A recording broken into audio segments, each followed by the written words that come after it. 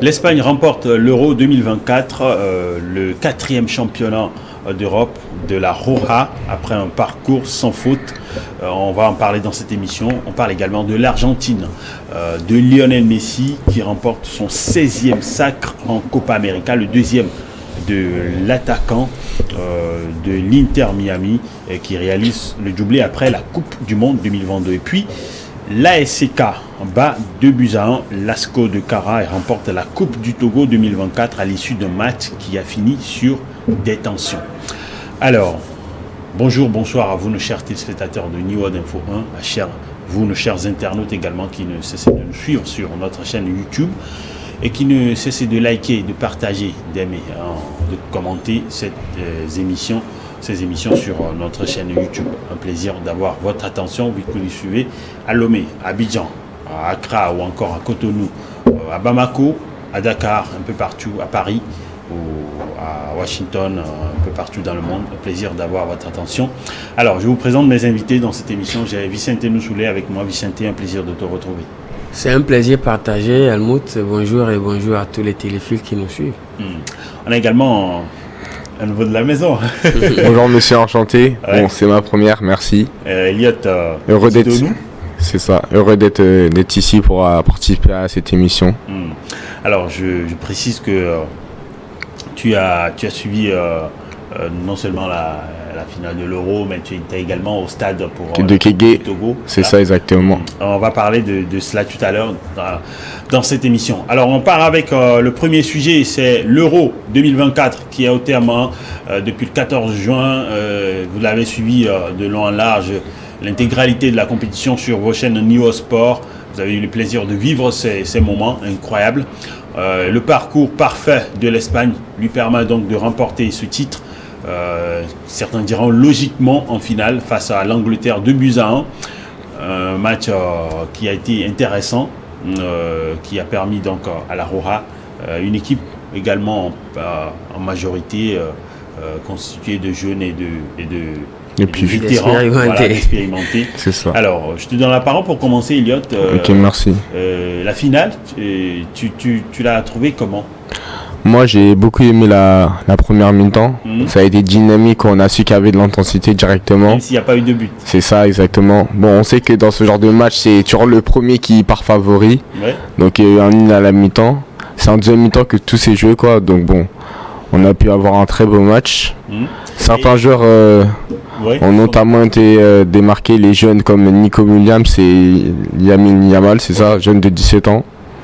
Alors, d'entrée, l'Espagne qui devait posséder le jeu, et ça s'est réalisé. Et naturellement, et puis l'Angleterre qui devait procéder à des contre-attaques, c'est ça. Des contre-attaques, et ça a bien réussi pour eux en première période. Mais en deuxième période, ils ont craqué. Techniquement, l'Espagne est au-dessus de tout le monde, donc bon, c'est compliqué de jouer. Bon, pas tout le monde, mais en Europe, ça a été compliqué pour l'Allemagne, pour la France. C'est-à-dire que c'est une très bonne équipe. Sur les côtés, ça va très très vite. Ils font des jeux en percussion, donc en changement d'aile, c'est compliqué pour les défenseurs anglais. Donc ça les a aidés. Alors, on va avoir à l'écran le parcours de l'Espagne qui a fait un parcours sans faute, uniquement. Alors, on va voir à l'écran tout à l'heure l'image. Vicente, pour commenter, tu vois, alors il y a un 3-0 face à la Croatie, 1-0 Italie, même score contre l'Albanie, et puis un 4-1 face à la Géorgie, 2-1 face à l'Allemagne, même score contre la France, et même chose face à l'Angleterre. Et c'était pas aussi facile, mais en tout cas, ils l'ont réussi. Incroyable championnat d'Europe pour l'Espagne. Effectivement, c'était pas évident. Il faut dire que les scores de 2 que l'Espagne a tout simplement réussi, c'était quand même des matchs arrachés, des victoires arrachées. Quand on prend ce match face à l'Allemagne, c'était une victoire à l'arraché, même si l'Allemagne... Quasiment même scénario comme face à l'Angleterre en finale. Oui, ils arrivent à marquer. Effectivement, c'est un peu ça. Donc moi, je pense que comme Elliot l'a dit, cette Espagne elle est au-dessus de toutes ces nations-là. C'est quand même l'une des victoires les plus logiques du football. Quand on sait que l'Espagne, à chaque fois qu'elle gagne un trophée, elle le fait très bien. et logiquement bien sûr. Donc quand on voit un peu le parcours, c'est quand même un parcours sans défaite, sans match nul. Donc voilà, fière chandelle à cette équipe là qui a été tout simplement transcendée par Luis de Fuente, qui a fait un travail exceptionnel. Et dire que cette Espagne a été éliminée il y a 2 ans seulement, il y a 1 an et demi au Mondial 2022 par le Maroc, on se rappelle très bien. C'était pas exactement la même équipe. Oui, c'est pourquoi je dis que Luis de Fuente a fait un travail exceptionnel. Dans cette équipe, quand il est arrivé, il a changé la donne. L'Espagne n'a plus forcément comme priorité le Diogo Bonito où la possession est high, mais que le résultat est absent. Aujourd'hui, l'Espagne a la capacité de changer de jeu, de changer de style, de s'appuyer également sur ces 2 jeunes qui ont été exceptionnels durant tout le tournoi. Il s'agit de Nico Williams et de Lamine Yamal. Ce n'était pas le cas auparavant. On se rappelle de la venue en sélection d'un certain Adama Traoré qui avait presque le même profil qu'un certain Nico Williams, mais il n'a pas duré en sélection parce que l'Espagne ne donnait pas une priorité à son style de jeu. Aujourd'hui, c'est possible de voir quand même Nico Williams et Lamine Yamal faire des appels en profondeur, recevoir des balles en profondeur pendant un moment. Effectivement, ce n'était pas le cas avant. C'était Xavi, Iniesta, Busquets, Xavi, Iniesta, Busquets, Xavi, Iniesta, Busquets. Et parfois, il n'y a pas la possibilité de pouvoir garder le ballon, faire de... Non, il gardait la balle. Non, la possession était espagnole, mais il n'y avait pas possibilité de lancer des joueurs sur les ailes dans les profondeurs, comme on l'a vu hier. Et le premier but est venu de ces 2 jeunes-là. Par quoi? Voilà, c'est slalom que Lamine Yamal a fait, puis il a laissé une balle dans la trajectoire de Nico Williams qui marque le but. Et c'était des buts qu'on voyait rarement avec l'Espagne, mais je pense qu'aujourd'hui, Luis de Fuente a fait ce travail-là, et même s'il a encore gardé, on le disait, quelques vieux de cette sélection, entre guillemets, Jesus Navas, Nacho, Carvajal, qui ont quand même, de par leur expérience, aidé les jeunes qui étaient là. Alors, par rapport à l'Angleterre, c'est vrai qu'il y a Harry Kane qui vient de perdre là, sa 6e finale. Sa 6e finale depuis 2015. Ça fait donc 9 ans qu'il n'a jamais gagné ce trophée. On pensait qu'avec son arrivée au Bayern, ça allait changer, mais malheureusement, Leverkusen a décidé autrement, c'est ça. Comme Daniel Mo lui avait prévenu avant le match, il a lui enlever le trophée en Allemagne et le trophée du coup de l'Euro. Bon, c'est malchanceux pour lui.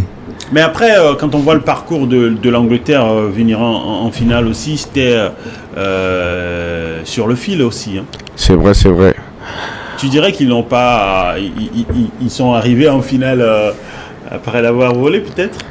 Bon, pas après l'avoir volé, mais c'est-à-dire que... Ils n'étaient pas... C'était pas les favoris, quoi, c'est ça. Ils ont eu un parcours plus facile que que d'autres équipes.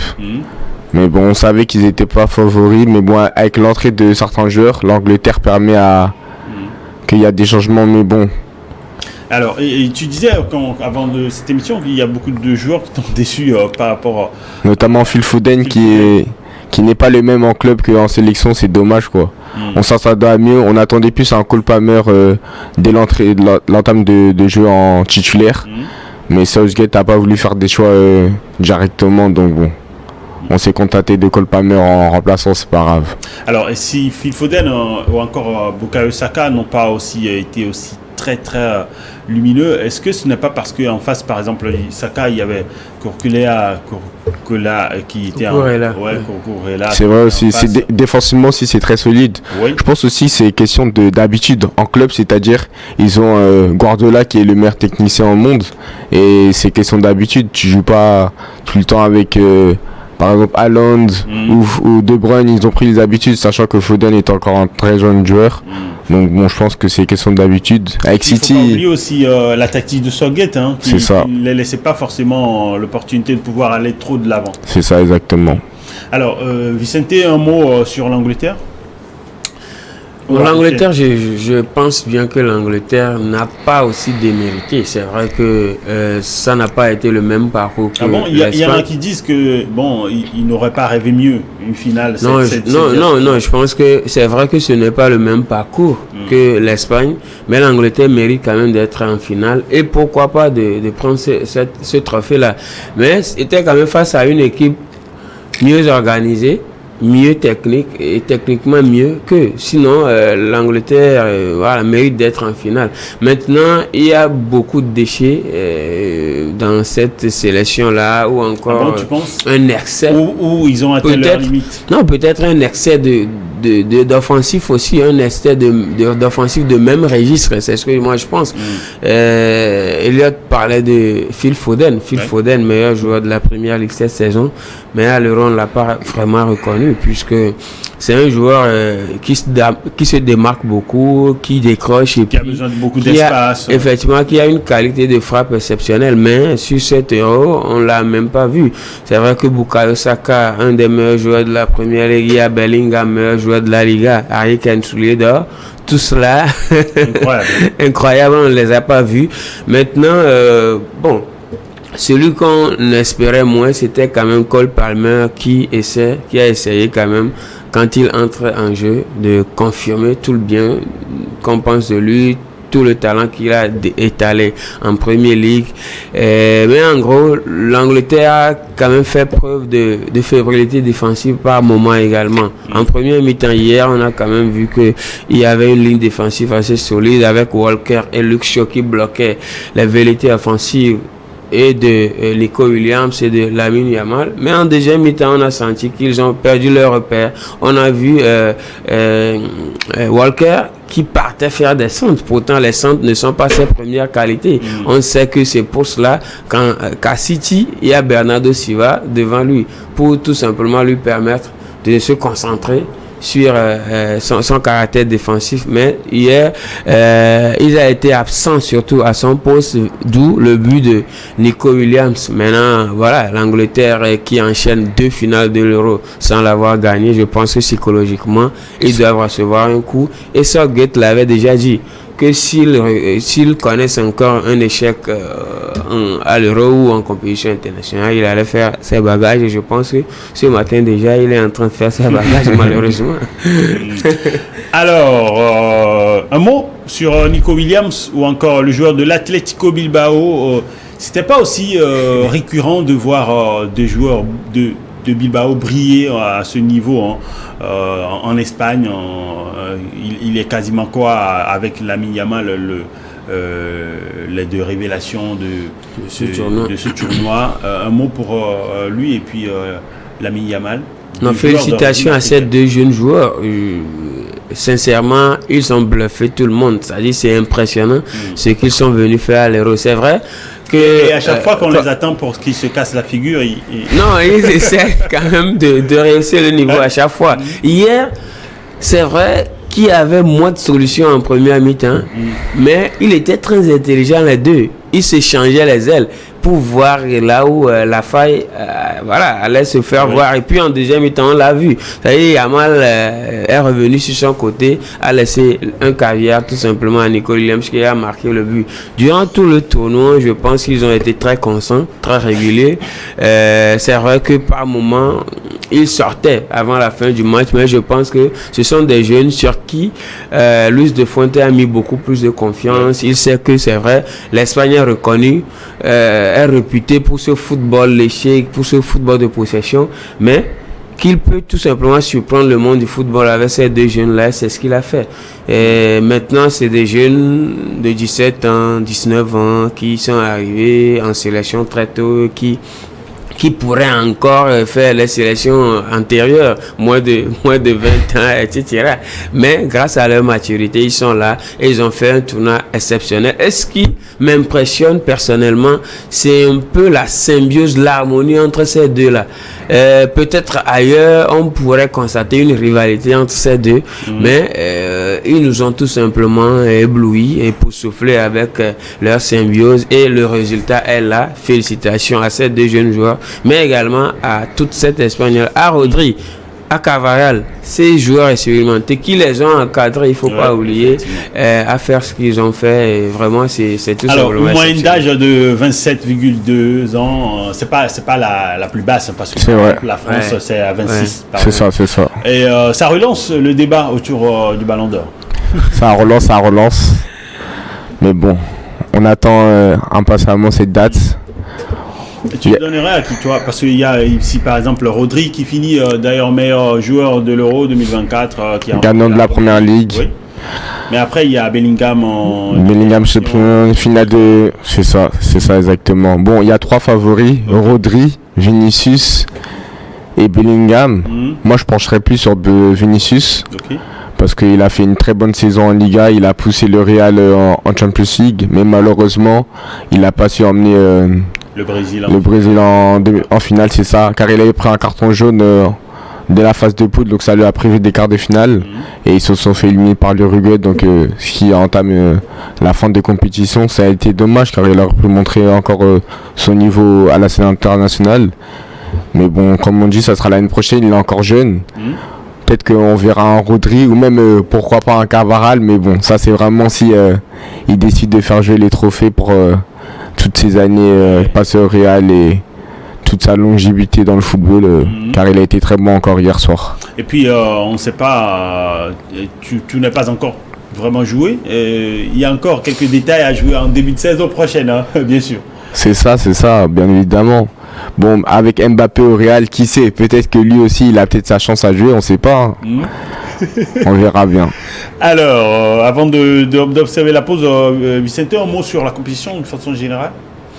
L'Euro. Une belle compétition, même s'il y a eu moins d'ambiance. Pour la comparer un peu à la CAN qu'on a vécu ici, bon, je ne sais pas si c'est parce que c'est chez nous ou bien c'est notre compétition, mais on a senti moins d'ambiance, c'est vrai que les Occidentaux ne sont pas forcément dans les ambiances électriques, autour des matchs. C'est l'essentiel qui est important pour eux. Peut-être que toi, tu ne vois que ce que les caméras te montrent dans les stades. Non, mais après, quand on voit, il y a des non, c'est vrai qu'au niveau des supporters, on a quand même senti, oui, ça c'est normal, de la passion pour la chose. Mais au niveau du jeu? C'est la qualité. Non, pas du jeu, mais je parle de l'ambiance électrique. C'est-à-dire qu'on peut observer sur les réseaux sociaux, c'est-à-dire avec un peu de buzz et tout. Non, bon, on se dit que l'Afrique est carrément différente de l'Europe, mais en termes de spectacle, de jeu, la Côte d'Ivoire a été aussi. Tu avais déjà vécu cela auparavant en France, Euro, Coupe du Monde. C'est ça. Ça donne quoi d'habitude? Ça donne l'Euro 2006 avait beaucoup plus d'ambiance que cet Euro. Déjà cet Euro a été moins prolifique avec le meilleur buteur a fini avec 3 buts malheureusement. C'est-à-dire qu'on attendait beaucoup plus de cette. C'est ça exactement, on attendait beaucoup plus de cet Euro 2024. Mais bon, c'est vrai que la CAN de cette année avec la Côte d'Ivoire qui devait sortir en phase de poule et qui finit champion du monde, c'est pas le même scénario du tout, c'est pas la même ambiance. Des matchs avec prolongation à chaque fois, c'est vrai que Vincent a raison que ça a été une meilleure ambiance par rapport à la scène par rapport à cet Euro qui s'est passé en Allemagne. Et un mot en général sur la compétition? Ça a été une très belle compétition. Bon, peut-être marqué par une équipe, un joueur? Moi, c'est plus l'Espagne qui m'a marqué. Techniquement, c'est vraiment très très fort. Un petit mot aussi pour l'Allemagne qui a été éliminée en quart, mais qui a fait une très bonne phase de poule avec 3 matchs, 3 victoires. Et bon, un peu de déception pour les équipes comme la France qui n'ont pas marqué avant en demi-finale. Et une déception aussi pour l'Angleterre qui part sa deuxième finale de suite. Effectivement, deuxième finale de suite à l'Euro, incroyable. La dernière c'était face à l'Italie. Alors, on va observer la pause. On revient. Tu veux dire? Non, c'est malheureux pour l'Angleterre, tout simplement. Un joueur qui t'a marqué? Oui, Lamine Yamal. Forcément. Quoi de plus normal? Je pense que à son âge, il a été tout simplement exceptionnel. Alors, excuse-moi, mais moi, c'était plutôt Arda Güler. Le joueur du Real Madrid de la Turquie. C'est très discutable, mais bon. C'est mon avis, attention. Alors, on va observer la pause. On revient tout à l'heure pour évoquer la Coupe du Togo et parler également du football togolais. Tout à l'heure, parler également de la Copa América remportée par Lionel Messi qui réalise le doublé après la Coupe du Monde.